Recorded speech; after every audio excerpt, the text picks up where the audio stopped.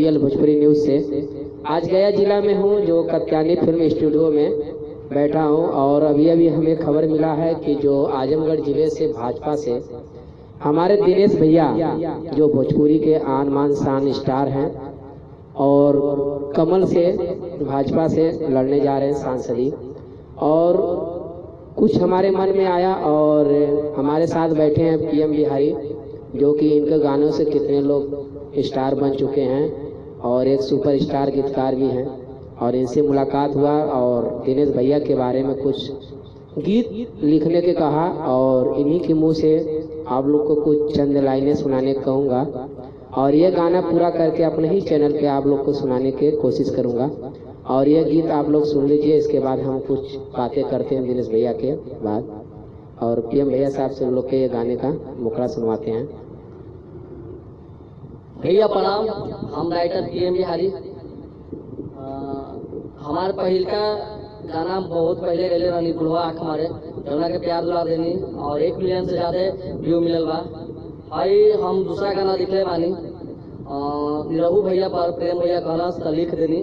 अजी छोटा सा चल लाइन बा, आज दे वोटा दे दे दे दे दे दे, आज दे वोटा दे वोटा दे वोटा रे निरहू भैया के रे, भैया के रे, दे वोटा दे वोटा दे वोटा रे निरहू भैया के रे, भैया के रे। सुना ये काका भैया निरहू के जितैया, ये काका भैया निरहू के जितैया। आजमगढ़ जिला में कमल के फूल खिलैया, आजमगढ़ जिला में कमल के फूल खिलैया। अरे दे वोटा दे वोटा दे वोटा रे निरहू भैया के रे, भैया के रे।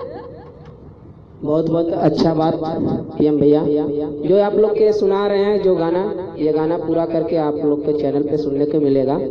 और आप लोग के बता दें कि जी खुशी की बात है कि और मुलायम जी के टक्कर आ रहे हैं दिनेश लाल यादव, जो भोजपुरी के आन मान स्टार हैं।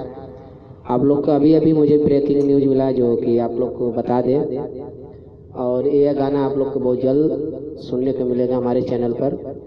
आजमगढ़ जिले से दिनेश लाल यादव आ रहे हैं सपा को टक्कर देने। हम तो किसी राजनीतिक पार्टी से नहीं हैं, लेकिन आप लोग को ये खबर सूचना पहुंचाना ना हमारा कर्म है। आप लोग को ये गाना बहुत जल्द दे रहे हैं।